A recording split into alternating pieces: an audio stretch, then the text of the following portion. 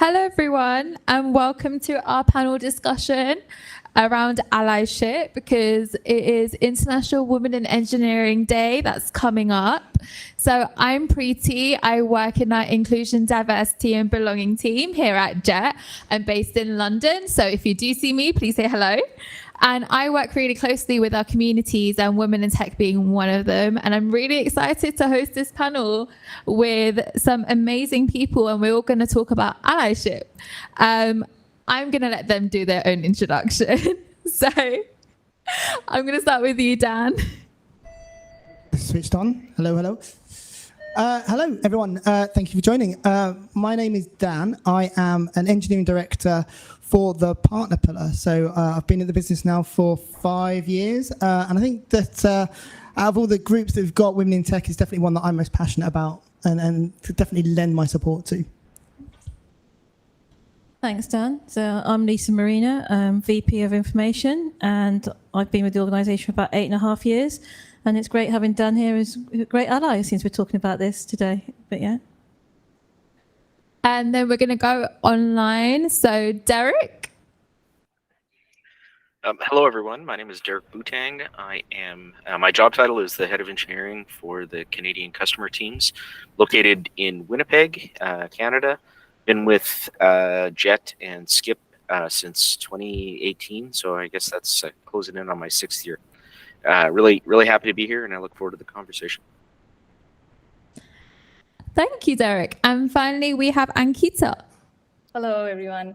I'm Ankita. I'm a software engineer on the Tiger team.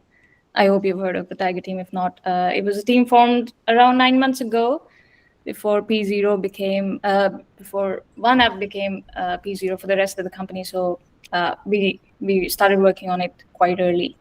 And I've been with JET for a little over 2 years, and I've been in the software industry for around a decade. So I'm happy to be here. Happy to have everyone here. And today's panel is all about allyship. So let's start this out with a really simple question of what does allyship mean to you? And I don't want to pick on anyone, so if anyone wants to go first. Shall I jump in? Yes, I take that as a yes. So I think to begin with, allyship really is kind of a recognition. It's kind of just appreciating that there is kind of an imbalance or an inequality that needs to be addressed. And I think once you've done that, you're really in a position to start challenging yourself and challenging others. And once you understand, I think it's, again, just taking those small tasks, like day to day, like what can you do to champion the cause? What can you do to support and improve and level the playing field? And I don't think that has to be anything big. Like, I don't think that has to be kind of a big stand-up moment where you do anything, but just small day-to-days where maybe you're challenging behaviors, understanding the dynamics of your team, but just consistently, and you slowly chipping away and trying to improve things. Thanks, Dan. Yeah, so, to add to that, to what Dan said, it's really representing those unrepresentative groups and making sure that you're thinking about being an advocate for equity, really, and how you can really help with those changes. But also, I think what's really important is sharing your story as well and listening, because, listen to those, they've got those stories to share, really try to understand what they're saying. Put yourself into their shoes. I think Terence often says this, put someone into someone else's world, step into it, take those learnings, and unlearning, especially with those biases, and think about how you can improve things and, generally just be a good advocate. Thank you. Derek, Ankita, is there anything that you wanted to add? I think I would agree with everything that Dan and Lisa said. For me, I like to speak plainly, so I see it as an opportunity really to put your money where your mouth is. For me, it's about more than just sympathizing in silence. It's about acting deliberately and intentionally to promote and advocate for women. And I really love what Dan highlighted about, it's not only about the big things and about standing up in public meetings, but it's about sort of the little daily activities about how do you consciously think about and act in small ways to make sure that we have a fair playing field. Yeah, I think you've summed it up really well. Just to add there to what Lisa also mentioned, that it's really important to understand what these marginalized communities are feeling, and it's important not to solve those problems yourself as an ally, but to really hear things from them and follow their lead in how they want these problems to be solved. So it might sound right in your head to do something, but it's always good to get a check. Yeah, I love that. And I love everything what you said about like the little things and how the little things can add up and make such a big difference. Lisa, I'm going to come to you. One of the questions that we wanted to ask was, you've done so much work with STEM, which is incredible. And there's a very big push on mentoring as well. To you, what is the difference between a mentor and an ally? Thanks, Pretty. So the big difference is, for an ally, it's really helping those communities, like the women in tech community, the LGBT plus community, neurodiverse, etc. You're really representing them, and you're actually using your privilege really to help drive change. Even if it's be the promotion process, or it could be helping with development, and could even turn really being a sponsor for that community. The difference with the mentor is more one-to-one relationship. So you're really thinking about the individual and actually how you can support them with their career development. You're sort of like thinking about what it is they want to get out of it, and you're using your experience as a mentor with that mentee who you come to an agreement what it is they want to get out of it, and setting those guidelines. So it's more one-to-one, and whereas the other's more advocate of the community. Thank you. And Ankita, I'm going to come to you. What are some of the values that you think are needed for an ally? So as we discussed earlier, that allies, they support and advocate marginalized communities that they don't personally belong to. So I think the first and the most important value or the thing that they should have is to have a lot of empathy, so that they understand and share feelings and experiences of people who are from these communities, followed by a lot of humility, as I think Lisa mentioned it, that we need to acknowledge, allies need to acknowledge the privileges and assumptions and biases that they currently have. So they need to really go and unlearn these things before they start becoming allies. And followed by courage, a lot of courage, because they need not be afraid to have unpopular opinions and speak up for it. And consistency, I think. We need to be consistent with our effort. It's not easy to be an ally, and you might not get it right all the time, but you definitely need to try to be one. I love that. And now, Lisa, you mentioned sharing stories. And I would love to know, everyone on the panel, their stories about how they've felt allyship, or even the complete opposite and a lack of allyship. Do you want me to start? So I've had a career in tech for approximately 3 decades now, and I've come across this in many ways. So how I've really seen support, especially early on in my career, I've had allies that have worked in different departments and directors that have actually really supported, making change happen, and thinking about how, they can actually support your voice, help you in the promotions, where you've been overlooked, opportunities with going on to projects, going to even just simple things like going to conferences, having someone in the room that can actually help hear your voice, because it's amazing how often I'm the only woman sometimes in a room or a meeting. And actually just having someone there that actually can help you share what you want to say, because make sure you include that inclusive environment where you're allowing everyone to have a voice, because don't just take it for granted that everyone will, because sometimes it can be difficult, especially if you're from a sort of underrepresented community, and some don't just accept that privilege is there for those people. Where I've really not seen it work well is, exactly in that situation, in meetings where actually everyone's talking over each other, you don't feel confident to speak or know how to put your hand up. Actually, you walk in the room and it's assumed you're taking the notes or you're making the tea. It has happened, and it happened, only a couple of years ago even. Even though I've been in this role for quite a few years. So, just don't assume these things. Think about fair ways. What I really like that I see in some of our meetings is actually we all take it in turns, to take the notes. It isn't just assumed it's going to be the only person, for part of the women in tech community, you can probably, appreciate you don't want to be the one that's doing that. So I've seen numerous things happen in respect to that. And I think another example, I'll just share this one example. When I first started working for the company, we had world parties and they were great, but I didn't want to play football, and actually I wasn't invited to play football. It was for the men only. So can you imagine? We were like, we wanted to do something. It was fun. We wanted to do an activity. So actually, we went to the actual CFO at the time and asked him, can we put on a different event that's actually can be inclusive of women too? And actually they said, we chose netball, and you had a lot of the men saying, oh, that's a women's sport. We were like, well, no, we're going to do a mixed netball tournament. It's not. And we did. It's the whole company. So it was every country.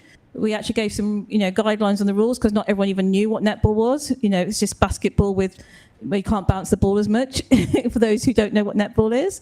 And we actually did set up that as a activity. It was mixed. We made sure it was equal in the team. So it's, it was female-male split ratio. And then at the end of it, we actually found the men, as they're coming off the football pitch, they wanted to join in. So just simple things like, some of these activities can make a huge difference, when you're thinking about inclusion and just making sure that, you're thinking about everyone and not just putting on events for just one agenda, basically.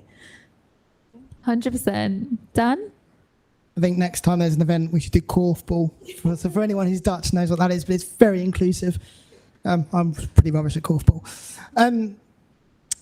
I think I can talk to this quite generically, I think, from the kind of the importance of allyship and what it can really bring to a career. So I think it's fair for me to say that I don't think I would be in the position I am today, having the role I've got today, without allyship, without people sponsoring me, guiding me through my career. And I can think of numerous examples from when I was kind of a junior manager to now, where just people seeing the possibilities and giving me opportunities just to prove myself and put myself in contention for roles was just so important. And I think without those people that kind of looked out for me and saw that opportunity and made space for me, I certainly wouldn't be here, giving me those opportunities, and then that leads to kind of them being able to champion me or put me forward for promotion. And I just feel that this kind of allyship could just be amplified when you're talking, especially the women in tech community.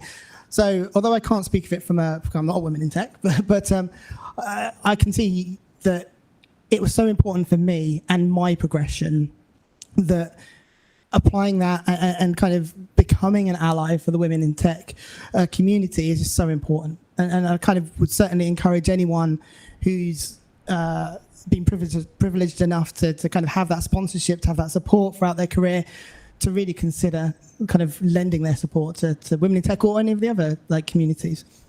Thanks, Dan. And Derek, I'm going to come to you next. Certainly.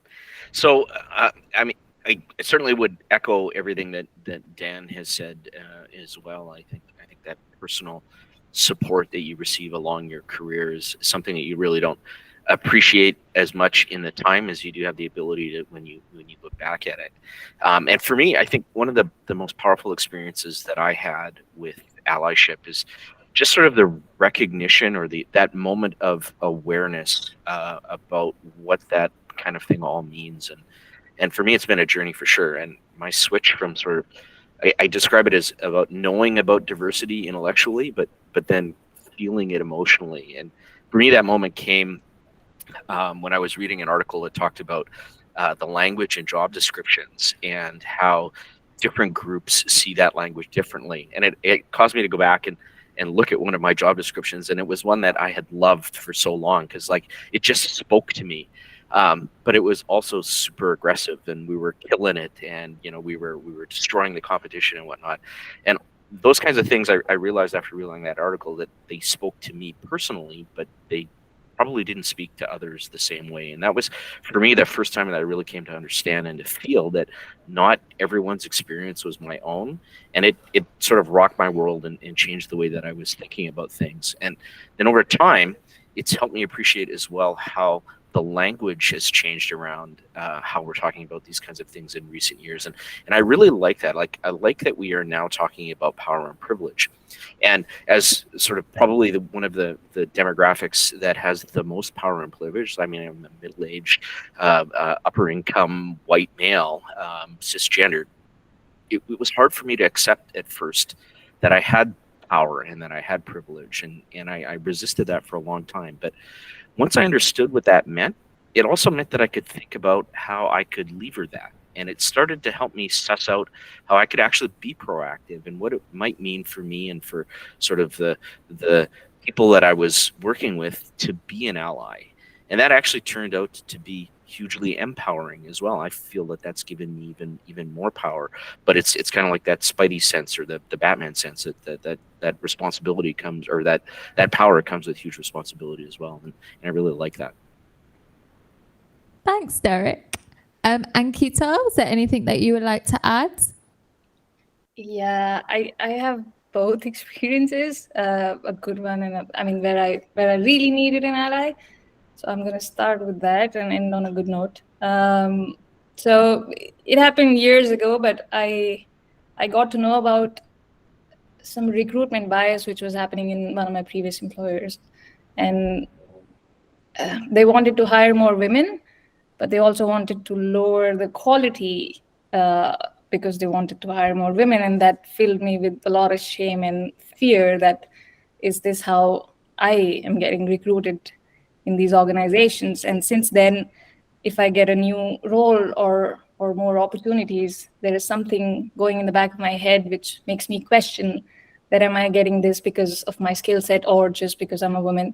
And it's going away slowly, but it takes a lot of effort. And it happened 8 years ago probably, and it's still there somewhere in my head. So, but on the other hand, I am here because of allies and because of people from my community. So I won't be a part of this panel if a previous women manager would not have nominated me. And after seeing the other panel members, I freaked out a little bit because of my role. So my current male manager pumped me up and told me that I do belong here. So yeah, I am getting what I need now, but there have been times when I wished there was a person in that meeting room who could have challenged that director's assumption about how good women are technically, and they don't need to lower the quality barrier. So yeah, I've had a bit of both. Thank you. Thank you to everyone sharing their stories. And I think storytelling is so powerful in the way that everything that you said, people must have had similar experiences as well. And Derek, to say what you're talking about, inclusive language, we actually have inclusive language guidelines, which are available in the kitchen if anyone is interested as well.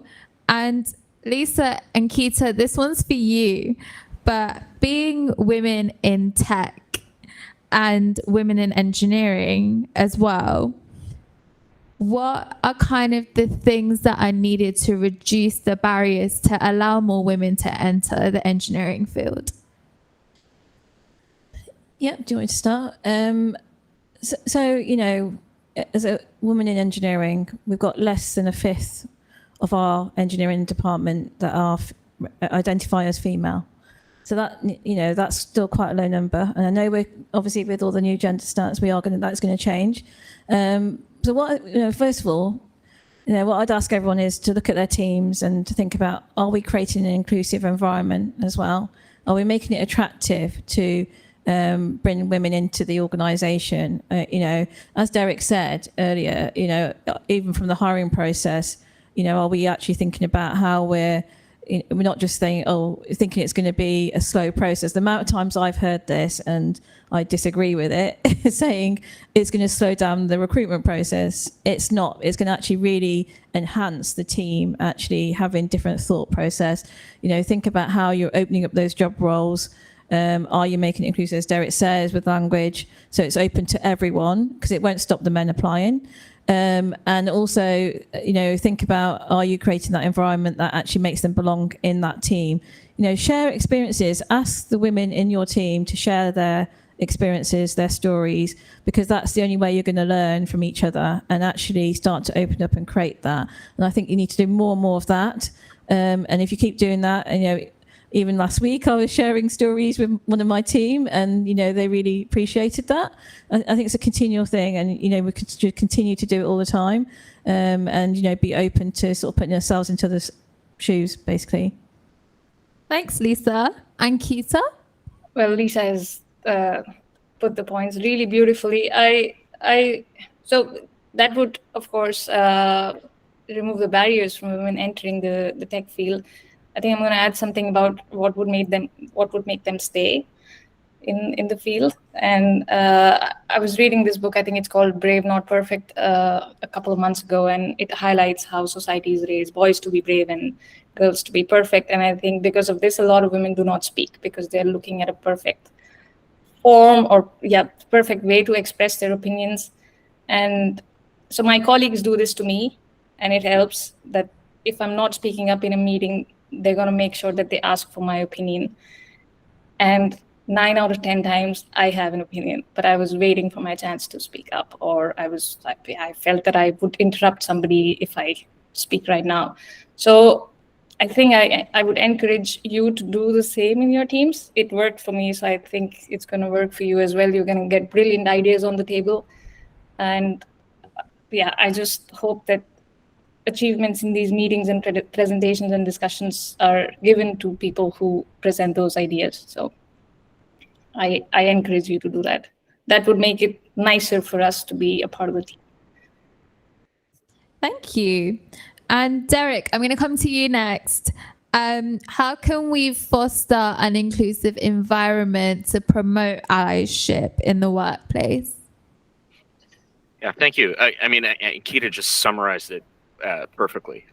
I think as one example about how we reach out and we think deliberately and intentionally. And we talked a little bit. I'm happy that Lisa highlighted sort of the hiring process, because for me, that's really at least the starting place. And speaking, I hope that sort of the men in the audience, and particularly to maybe not only men, but also hiring managers more specifically, I think actions speak louder than words. And so when we talk about being intentional, part of that is understanding what you're missing by not having a more diverse team, and then working to seek and actively looking to balance that difference. And it's funny because I think most of us get this on a technical level. If I was talking to a hiring manager and they said to me, we don't have enough Java developers on our team, they'd go out and they'd hire a Java developer. But we seem to be reluctant to take this reasoning outside the technical. So I'd ask you, if you don't have enough women on your team, or you don't have enough people of color on your team, do you even see that as a problem? Do you understand what you're missing? And hint, if you don't, maybe you need to start looking inward first. So part of it is about looking for valuable differences and lived experiences that a candidate can bring to your team, rather than just focusing on how they fit or what you might replicate with the team. So for me, the key way is to think about that in intentional hiring. And it means actively looking for good people, and you can't let it come to you, because if you'll do nothing, you'll sort of go that route that I did earlier, and you just sort of take that easy path and succumb to your unconscious bias like I did earlier. And Derek, you said succumb into that unconscious bias. And how do you kind of catch yourself when you are like, oh, I actually want to find more diverse talent for my team? Yeah, so it's interesting. And Kita said earlier, she was shamed when she talked about lowering the quality to include women, and I can totally understand and appreciate that. And it's unfortunate, because I'll be honest, I have never have had the privilege to do a lot of hiring. That's sort of one of the roles that I've fallen into. And I'll be honest, I have never come across the perfect candidate. So that means you're always balancing pros and cons. So the journey for me was really to look hard at the weights that I was assigning to each of those pros and cons. And again, being intentional about it. So, understand that maybe we don't treat all of those pros and cons equally. So like, I'm also a numbers guy. I'm an accountant by training. So I do things like, let's look at the number of applications that we've got. And, if I have 20 applications for a role and 19 of them are men and there's one woman, I think that's a problem. And so then part of it is to work with my talent acquisition teams to say, why didn't we get enough applications in this to sort of understand and have a balanced pool? And in some cases, it's being that ally that we talked about earlier and acting intentionally. So I will also, if I have a role that's coming up in my organization, I'll reach out to women I think that might be interested in applying, and I'll ask them to apply, because you need to cultivate and curate that pool the same way that we would do it if we were reaching out to colleagues or to the good buddy, the old boys network, right? There's no reason the old boys network just needs to be old boys. It can be inclusive of everyone. 100%. Thanks, Derek. And Dan, I'm going to come to you. We've spoken a lot about allyship. We've spoken a lot about how it's affected everybody on the panel and the stories that they've had. What are some of the day-to-day tips that you feel like people can kind of incorporate in ensuring that they're promoting allyship in the workplace? Yeah, I think Derek actually touched on quite a few bits there in his answer. And I think that whole idea of challenging your unconscious bias is a big one. I think the primary thing people can do is really just show a willingness to educate themselves, like understand the problems, understand the challenges.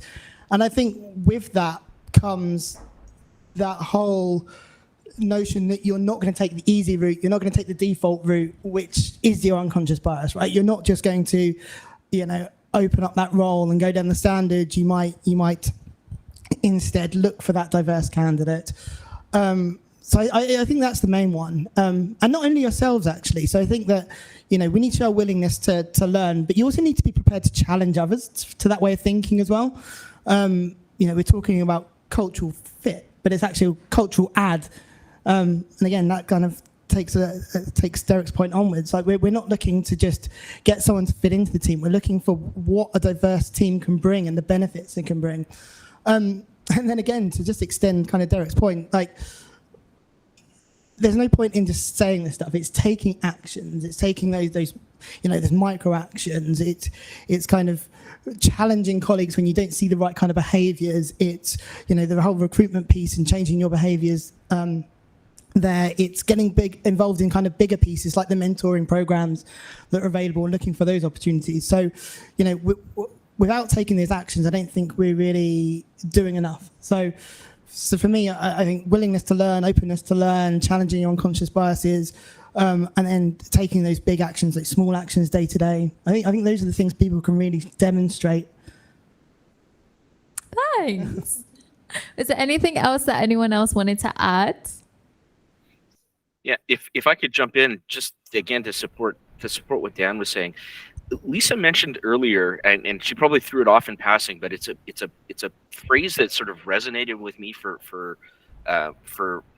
and has resonated with me a lot. She commented that inclusive language won't stop the men from applying, and that is so true. It strikes me that many people are just not aware that practices that are inclusive are actually beneficial for everybody. It's not just things that you'll do to be different or to reach out or as Ankita highlighted, to lower the quality.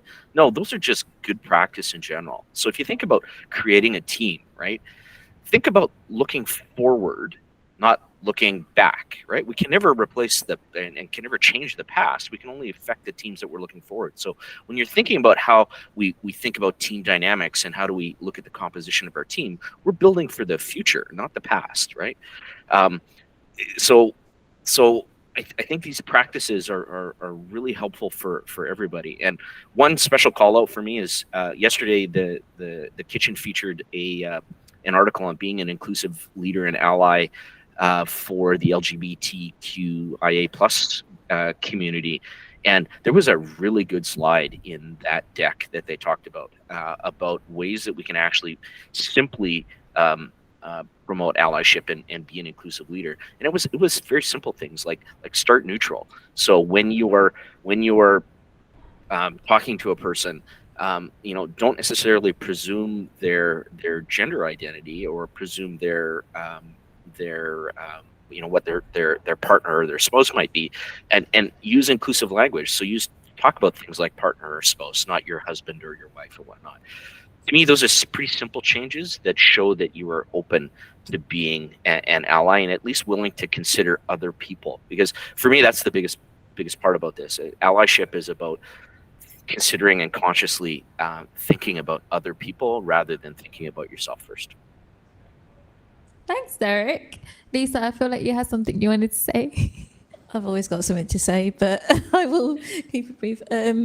I think one of the other things I would actually is an ask for the audience actually is, especially the managers, is to go away and look at their teams and think about when we're thinking and putting those promotions forward. What are we doing for the pipeline of talent coming through? Because we don't have a lot of female leaders in engineering. So what are we doing as sort of a leadership team to really sort of think about? Now, I know as a woman through my career, I haven't put myself forward all the time for promotions. I've usually had a sponsor that's done that. I've usually been encouraged to apply, and don't just take it. So think about the privilege you know that generally is just assumed that actually a woman will apply. They won't necessarily apply actually. And there's a bit what Ankita was saying, some of the things she was saying earlier. It's how it's that I've gone through that over my past career and when I got to this role, where I've really not put myself forward sometimes because I haven't done 100% of the role, the job spec. Maybe the job specs put me off initially. Really, maybe there was too many things on there. Maybe the assessment put me off. So I think what I'd ask every leader and that's watching this is to think about actually what are we doing to really help change that, and are we identifying that future talent as well and leadership in our teams. So that's just an ask from me, really. Thanks, Lisa. And Ankita, is there anything that you would like to add? I'm just really happy hearing all of this. It's this is allyship for me. So it's pumping me up. It's giving me confidence. I'm happy. I'm so happy, and I'm also so thankful for everybody taking their time to come and talk about allyship. I think this panel has been incredibly valuable, and there's so many little things that people can do to really promote allyship in their day-to-day, in their jobs, and also to help promote an inclusive culture. We do have questions, so we do have a Slido. Yes. And there's already questions. I love this. So the first one is, what JET initiatives are happening to support allyship internally? Lisa, do you want to talk about some of the initiatives that they're doing within the tech org? So I guess from an SLC perspective, I know that your teams, Pretty, are doing some training on inclusivity, so that helps as well, and that will help with allyship. I think we're also, as Dan mentioned, the mentoring program as well. So if you haven't seen that in Slack or the kitchen, we're also running a mentoring program, especially for opening the first instance for the underrepresented. So there's that. So I think they're kind of two key things that are happening right now. We're also doing our early careers program. And I'm really happy to hear this morning that we have got a pretty even split of candidates coming in for our early careers program starting in September from a gender perspective. So that's brilliant news to hear. So I'm looking forward to that starting in September. So these are some of the key things so far that are happening. That's amazing. Someone who came from early talent, that makes me really happy. So the next one is, how would you suggest someone who feels like they need an ally puts themselves out there safely and asks for that support? Ankita, I'm going to come to you for this one. Well, I know how I have done it, so I can answer it in that way. I think it's safe to share it with with people that you know first. So who's a part of your team or your friends in the company.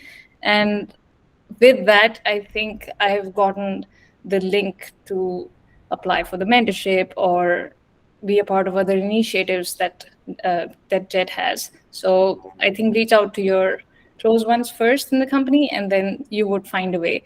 And to keep your eyes open. I think there are so many initiatives that are there, but if I go in a hole and I don't look for stuff, then I'm not going to find anything. So yeah. Thank you. Next one. Okay.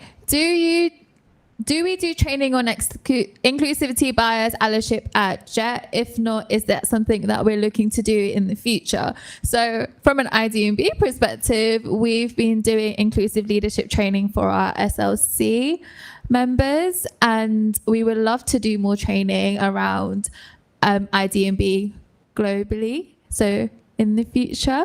I think, is there anyone else that wants to say anything about this one? Yeah, so certainly the IDMB teams are working out. There was an engineering leadership meeting last year in November in Amsterdam, and all of the leaders of product and tech were part of that training. But I think the challenge with sort of waiting for that training to come to you is that there's a lot of us in product and tech, and so it may take a while for that to get to us. I think you can be more proactive by that. There is a in some of the material that the IDB group has put forward, there is a really good LinkedIn learning track. It's about 8 hours of training around things like how do you deal with unconscious bias? How do you recognize unconscious bias? What does it mean to be an ally and whatnot? And that material is pretty openly available. If anybody needs a link to it, just send me a note on Slack and I'll get you the learning track.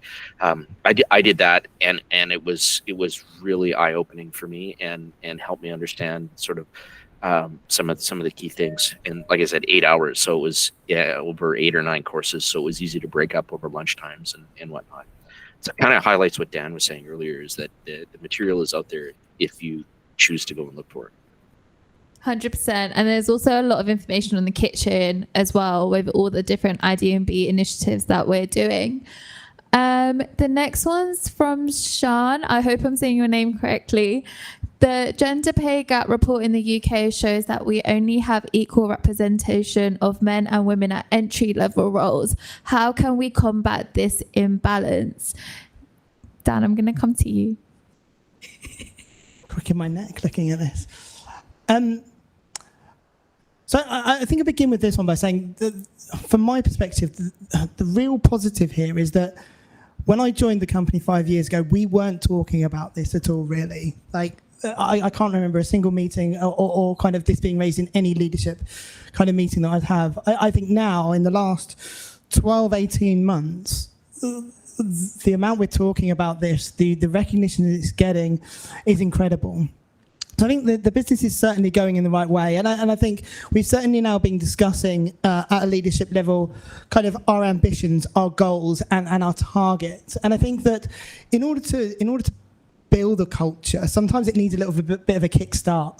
And I think this really is a great start for us, is kind of just making sure that people have that visibility, and hopefully that will really lead to us kind of driving a culture. As I say, this idea of cultural add, this diversity, the idea that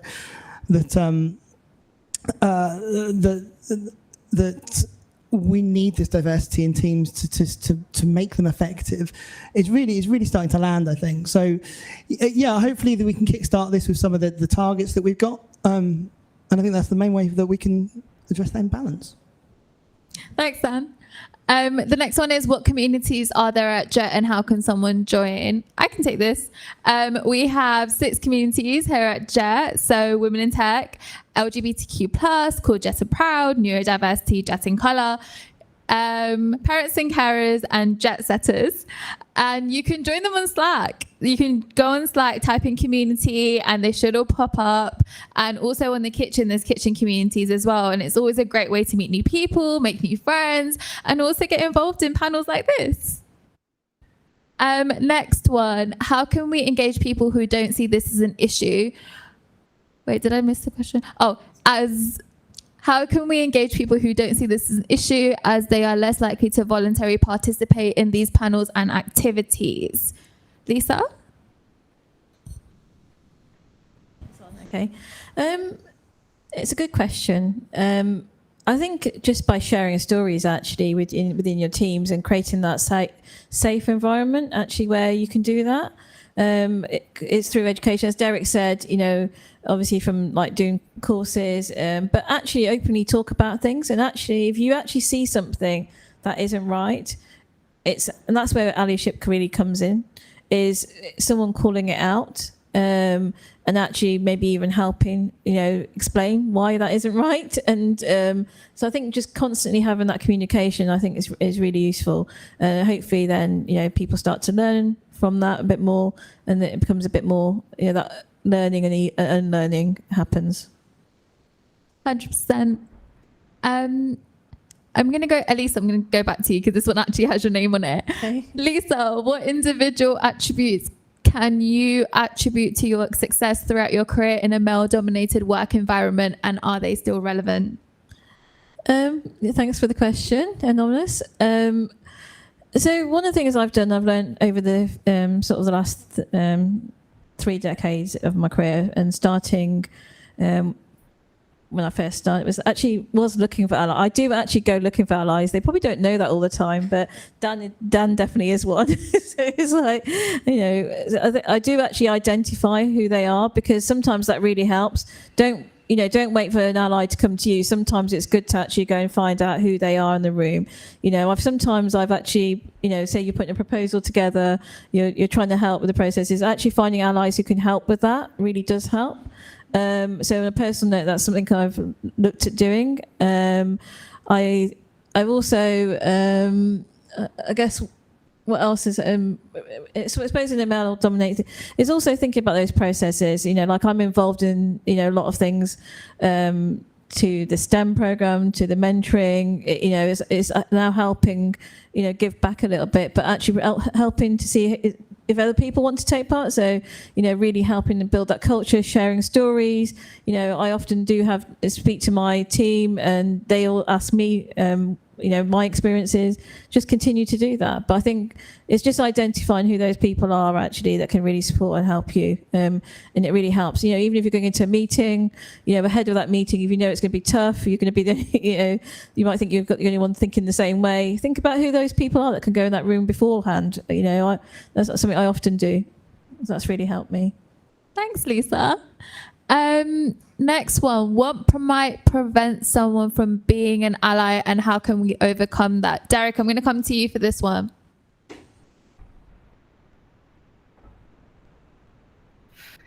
Thank you for that. I was thinking about this one and sort of the next question about what makes a good ally, and it strikes me that for many people, they may have been in the same position that I was in, and sort of I talked about that difference about sort of knowing about this stuff intellectually and then feeling it emotionally.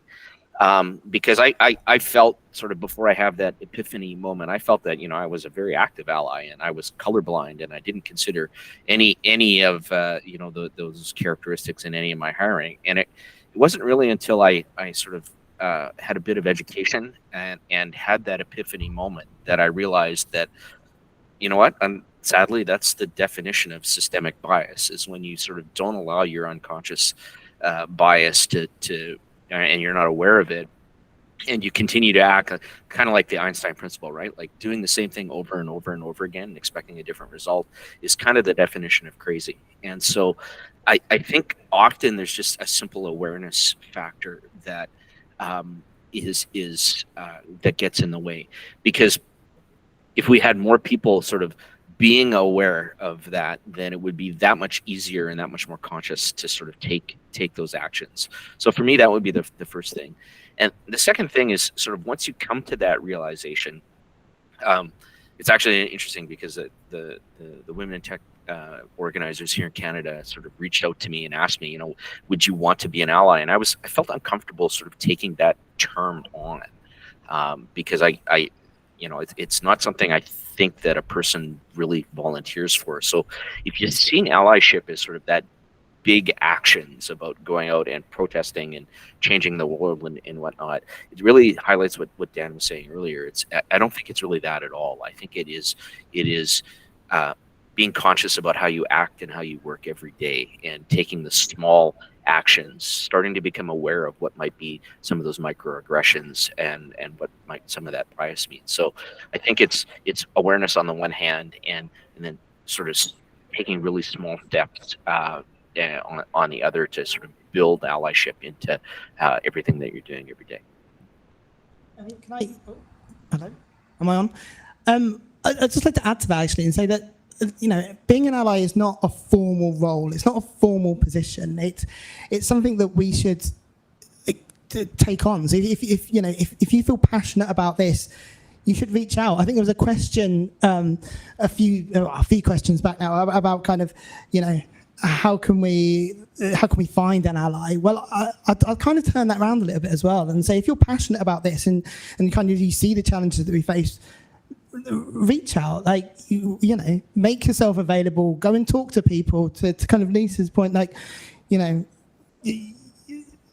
were looking for people to champion you, but there are people that are going to reach out to you. That a lot of people aren't going to do this naturally. So I just make a plea to anyone who is passionate about any of these things, reach out, do it naturally. Don't look to be formally invited into this. It should just be part of the culture.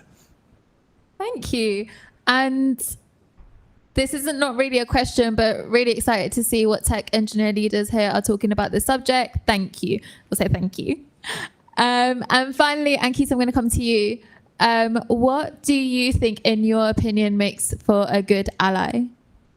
So I think you asked this question to me earlier about the values that they should have, and if they have those values of being empathetic and have humility and have the courage to speak up. Derek mentioned this, that allyship is about action. So it's not a noun, it's a verb. You need to do things.